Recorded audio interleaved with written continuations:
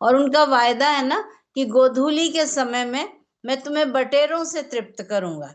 तो परमेश्वर की तरफ देखते हुए हम इस विश्वास में बने रहें कि परमेश्वर आज हम सबको बटेरों से तृप्त करेंगे। हम परमेश्वर के वचन के बारे में अच्छी तरह जानते हैं कि परमेश्वर का वचन सच्चा है, जिंदा है, ताया हुआ है और हमसे बात करता है। और हम जानते हैं कि वचन में बार बार एक बात कही गई है कि चौकस रहो, सचेत रहो, जागते रहो, है ना, और संयमी रहो, सावधान रहो। ये बातें बार बार बार बार अलग अलग विषयों के उसमें लिखी गई हैं। लेकिन क्या हम कभी ये सोच पाते हैं कि ऐसी कौन सी चीज है जिसके विषय में सचेत रहें? शायद हम ये सोचते हैं कि प्रभु आने वाले हैं तो जागते रहें, प्रार्थना करते रहें, सचेत रहें। ठीक है, वो भी सही है, लेकिन एक विश्वासी के जीवन में कहना चाहिए क्या चीज सबसे बड़ी है, या एक विश्वासी का जीवन में विश्वासी को किस बात के लिए सचेत रहना चाहिए ना? कौन सी वो चीज है जिसको हमें ध्यान रखना है? और जब हम अंत के दिनों में चल रहे हैं तो प्रभु यीशु मसीह के आने के दिन तक, यानी कि अपने जीवन के अंत तक हमको इन बातों का ध्यान रखना है। वचन में एक बात लिखी है कि मैंने तुम्हें भय का आत्मा नहीं दिया। परमेश्वर कहते हैं कि परमेश्वर ने पौलुस के माध्यम से परमेश्वर इस बात को कह रहे हैं कि परमेश्वर ने हमें भय का आत्मा नहीं दिया। सुनने में, देखने में ये बहुत छोटी सी बात है, बहुत हल्की सी बात है ना कि भय का आत्मा नहीं दिया, लेकिन हम लोगों को इसके विषय में सचेत रहने की आवश्यकता है कि परमेश्वर ने भय की आत्मा नहीं दी है। लेकिन अगर एक विश्वासी जीवन में वो चीज जो परमेश्वर की तरफ से नहीं है, स्वर्ग की तरफ से नहीं आई है, लेकिन पाई जाती है एक विश्वासी जीवन में, तो आखिर कहाँ से आई, कब आई, कैसे आई, इस चीज को ध्यान देना बहुत जरूरी है। हम एक बात याद रखें कि हमारे जीवन में चीजें दो ही दिशा से आती हैं, या तो स्वर्ग से, परमेश्वर की तरफ से, या शैतान की तरफ से, है ना, दुष्ट की तरफ से, शत्रु की तरफ से। तो जो चीज परमेश्वर ने नहीं दी लेकिन एक विश्वासी जीवन में पाई जाती है, तो सीधी सी बात है कि वो शैतान की तरफ से आई हुई चीज है।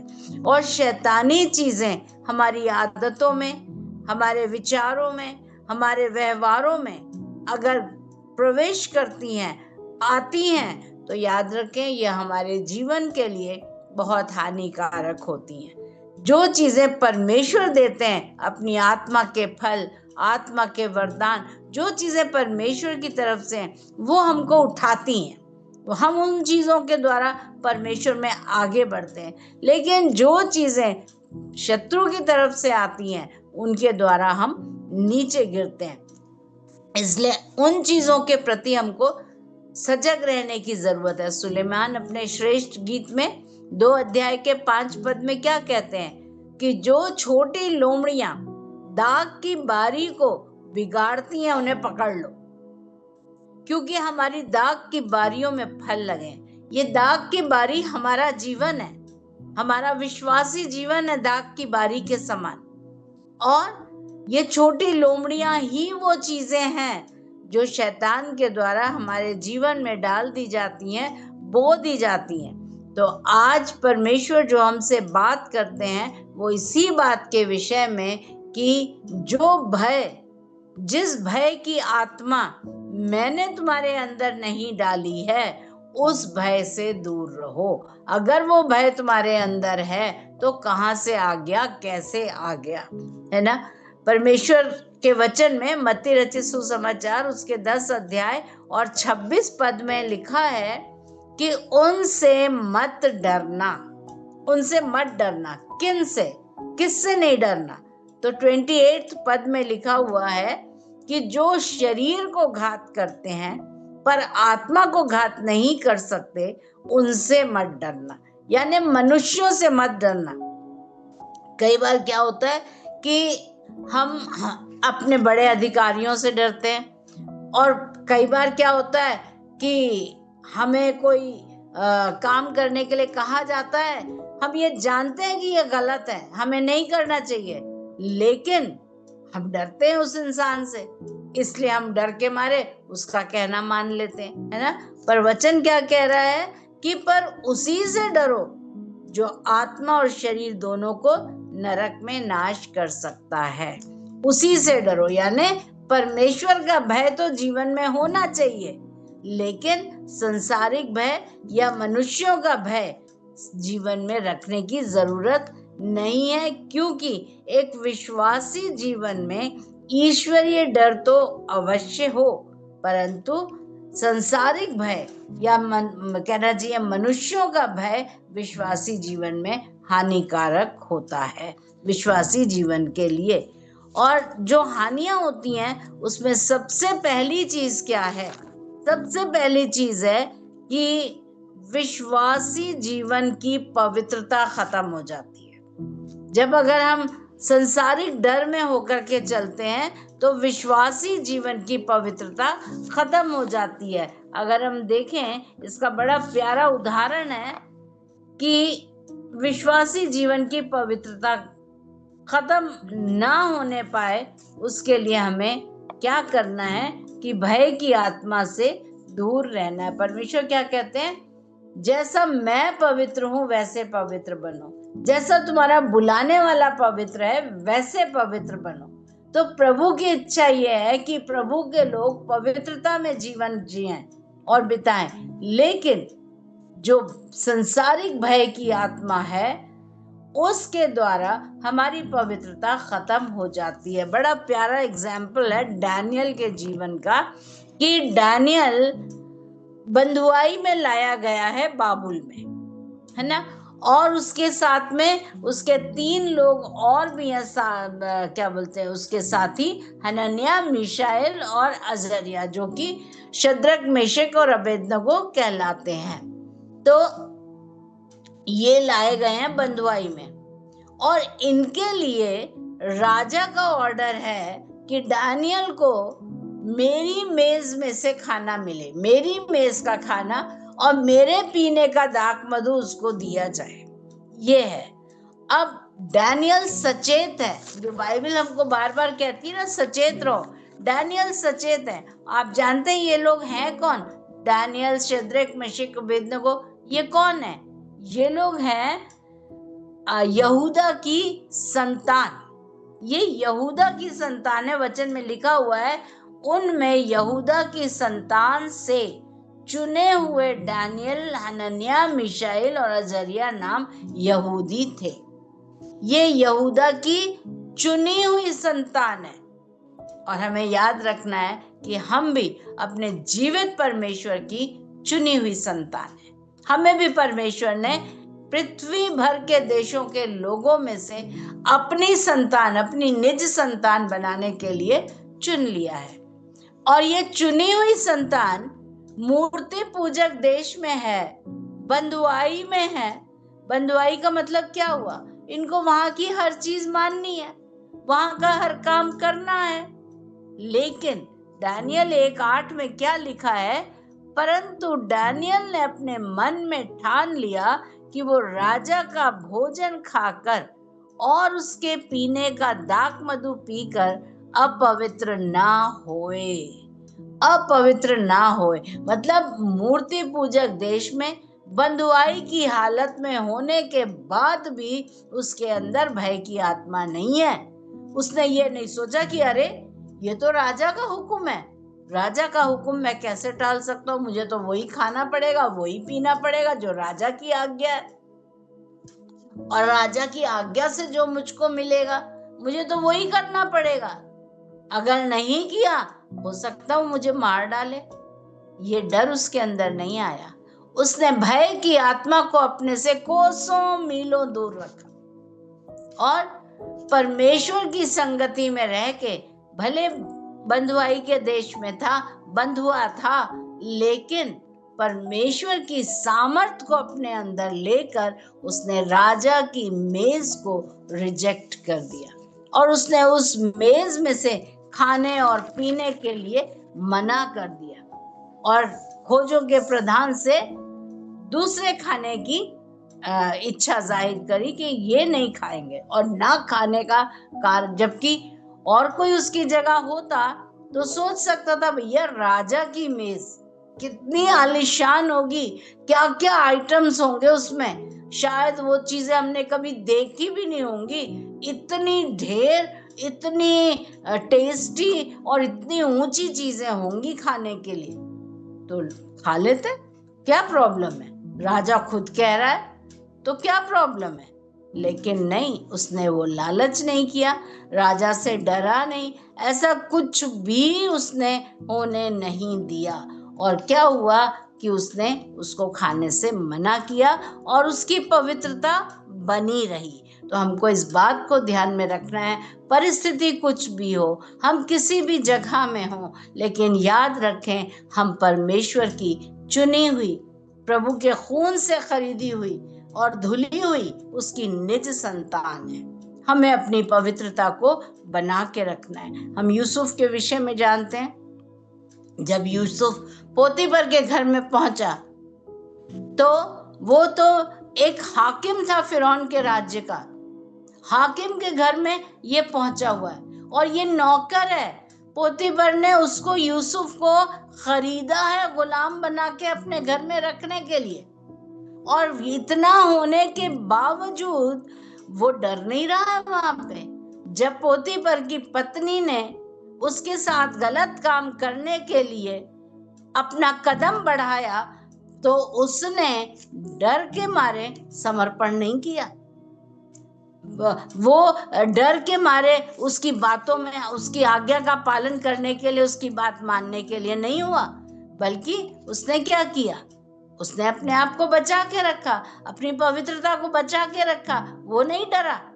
जबकि वहां पे वो सर्वेंट था और वो मालिक थे, तब भी उसने अपनी पवित्रता का ध्यान रखा और भय की आत्मा को अपने अंदर आने नहीं दिया।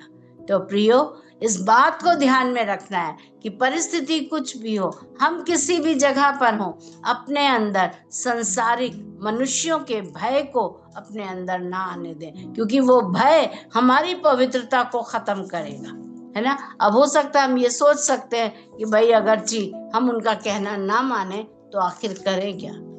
कुछ भी सोचने की जरूरत नहीं है, पवित्रता में बने रहें, परमेश्वर खुद हमारी रक्षा भी करेंगे, अगुवाई भी करेंगे।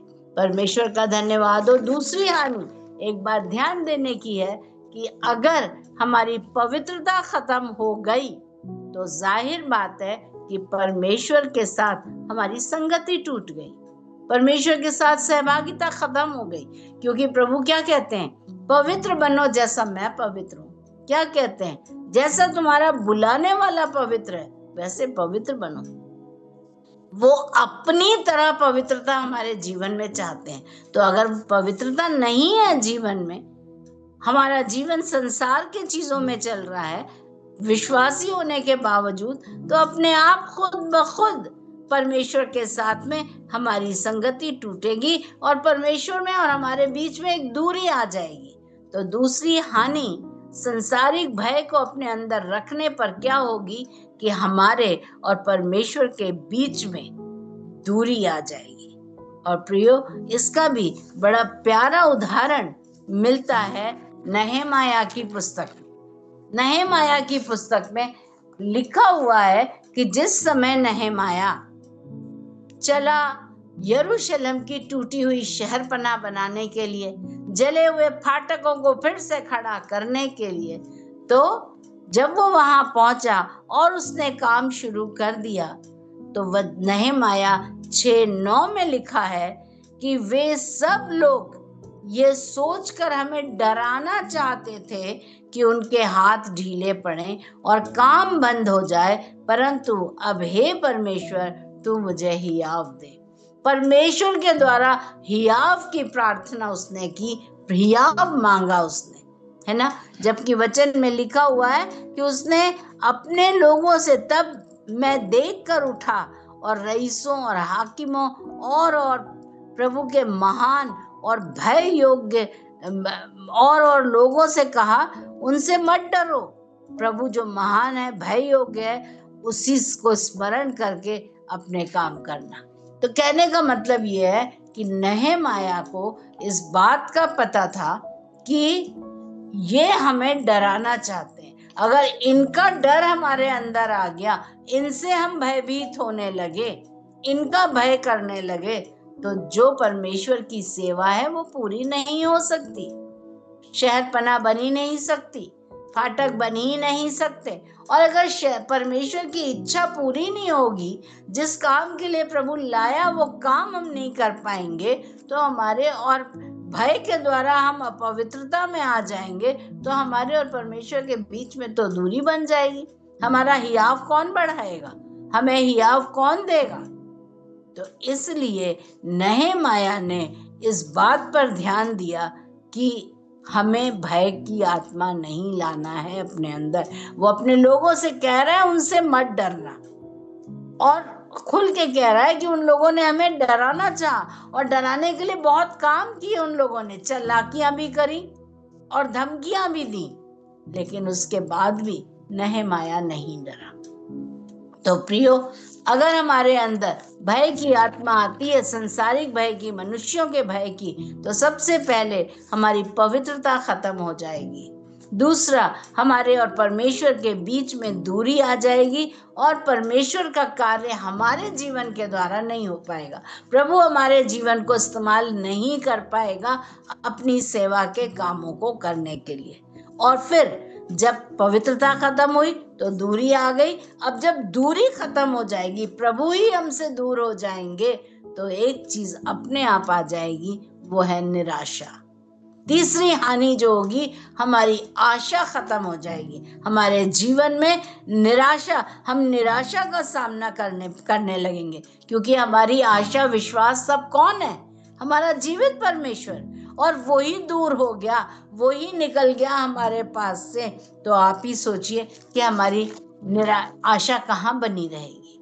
तो हमें अपने आप निराशा का सामना करना पड़ेगा। हम निराशा से घिर जाएंगे, है ना। बड़ा प्यारा उदाहरण है, हम सब जानते हैं इस बात को अच्छी तरह से, कि एलिया के विषय में हम सब जानते हैं कि एलिया क्या किया कि उसने इतने हियाव के साथ, इतने दृढ़ता के साथ और इतनी बहादुरी के साथ क्या किया उसने कि शोन के नाले पर उसने 450 बाल के पुजारी और 400 अशेरा के पुजारियों को, नबियों को मार दिया। इतने ढेर लोगों को जाके शोन के नाले में उसने खत्म कर दिया। इतना बहादुर था, इतना मजबूत था, इतना विश्वास में मजबूत था, इतना कहना चाहिए हिम्मत थी उसके पास। और ये काम उसने सारे इस्राएलियों के सामने किया। वो आहाब राजा से नहीं डरा। उस समय आहाब राजा था, वो राजा से भी नहीं डरा। उल्टा वो तो आहाब से ही कहता है कि बुलाओ सारे नबियों को, अशेरा के और बाल के। और परमेश्वर का धन्यवाद हो कि उसने विजय पाई वहां पे। लेकिन उसके बाद क्या हुआ कि पहला राजा 19 अध्याय में लिखा है 2, 3 और 4 पद में, तब इजबेल ने एलिया के पास एक दूत के द्वारा कहला भेजा कि यदि मैं कल इसी समय तक तेरा प्राण उनका सा ना कर डालूं, तो देवता मेरे साथ वैसा ही वरन उससे भी अधिक करे। ये देख एलिया अपना प्राण लेकर भागा और यहूदा के बेरशेबा को पहुंचकर अपने सेवक को वहीं छोड़ दिया और आप जंगल में एक दिन के मार्ग पर जाकर झाऊ के पेड़ के तले बैठ गया। वहां उसने ये कहकर अपनी मृत्यु मांगी। प्रियो, परमेश्वर की उपस्थिति में रहने वाला इंसान, परमेश्वर की सामर्थ से भरा हुआ इंसान और परमेश्वर के अनुग्रह में चलने वाला इंसान, विजय पाए हुआ इंसान, जिसकी प्रार्थना से आग आ गई, जिसकी प्रार्थना से बारिश रुक गई, जिसकी प्रार्थना से बारिश आ गई। इतना सब कुछ होने के बाद रानी के एक मैसेज से वो डर गया, भय की आत्मा में आ गया, और भय की आत्मा ने उसको कहां तक पहुंचा दिया? निराशा तक। निराश हो गया और भागा वहां से। उसको वो भूल गया कि जिस परमेश्वर ने मुझे आज तक संभाला है, क्या वो परमेश्वर इज़ाबेल से मुझे नहीं संभालेगा, नहीं बचाएगा? वो मेरा कुछ नहीं कर सकती है, क्योंकि मेरे अंदर मेरा जीवित परमेश्वर बसता है। वो ऐसे नहीं सोच पाया, बल्कि डर गया। डर की आत्मा, इंसानी डर उसके अंदर आ गया। उसने सोचा अब ये तो मुझे मार डालेगी, और भागा वहां से, है ना। और क्या हुआ? परमेश्वर से मृत्यु मांग रहा है, जबकि परमेश्वर की योजना में उसकी मृत्यु थी किया गया, मृत्यु तो थी नहीं उसके लिए, लेकिन वो वहां पर बैठ के मांग रहा है। इतना निराश हो गया, निराशा से भर गया। तो प्रियो, जब हम इंसानी भय को अपने अंदर जन्म देते हैं, आने देते हैं, अलाउ करते हैं, इंसानी भय के अपने हृदय को हम खोलते हैं, तो हमेशा हमारे जीवन में अपवित्रता आती है। अपवित्रता के द्वारा हमारे जीवन से परमेश्वर की उपस्थिति खत्म होती है, और उसके द्वारा परमेश्वर से दूरी आने पर हमारा जीवन निराशाओं से घिर जाता है। परमेश्वर का धन्यवाद करते हैं कि परमेश्वर अपने इस वचन के माध्यम से हमें यह सिखाना चाहते हैं कि जब मैंने तुम्हें भय का आत्मा नहीं दिया है, तो भय के आत्मा में मत आओ, उसको अपने अंदर मत आने दो, क्योंकि तुम्हारे विरोध में कुछ भी होगा तो मैं तो हूं बचाने के लिए। नहमाया से प्रभु ने क्या कहा, यिर्मयाह से, कि वे तुझसे लड़ने के लिए तो आएंगे तेरे पास, पर डरना नहीं, उनको देखकर डरना नहीं, क्योंकि बचाने के लिए मैं तेरे साथ हूँ। मैंने तो तुझे पीतल की शहरपनाह बना दिया, उनके लिए लोहे के फाटक बना दिया तुझे मैंने इतना बलवान कर दिया है। अब तुझे डरने की जरूरत नहीं है, क्योंकि इतना करके भी मैंने तुझे छोड़ा नहीं है। मैं तेरे साथ हूं बचाने के लिए, इसलिए डरना नहीं।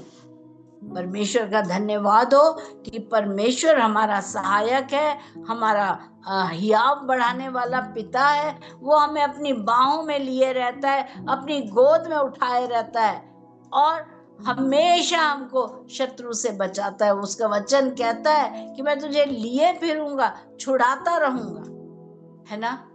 भजन यशायाह 41:10 में कहता है, मत डर क्योंकि मैं तेरे साथ हूं, इधर उधर मत ताक क्योंकि मैं तेरा परमेश्वर हूं। मैं तुझे दृढ़ करूंगा, तेरी सहायता करूंगा, और अपने धर्म में दाहिने हाथ में तुझे संभाले रहूंगा। चाहे हम कहीं भी क्यों ना हो, कैसे भी दशा में क्यों ना हो, परिस्थिति कैसी भी हो, लेकिन हम सिर्फ अपने परमेश्वर को देखें। ईश्वरीय भय जो शरीर और आत्मा दोनों को नाश कर सकता है, उस जीवित परमेश्वर का भय माने, उस जीवित परमेश्वर से डरें। एक हमारे जीवन में, हमारे दिल में उसका भय हो बस, ना कि इंसान का, ना कि मनुष्य का, चाहे कितनी भी बड़ी उम्र का या ओहदे का इंसान हमारे अगेंस्ट खड़ा हो, क्योंकि हम याद रखें कि वचन में लिखा है कि परमेश्वर मेरी ओर है, मैं न डरूंगा, मनुष्य मेरा क्या कर सकता है।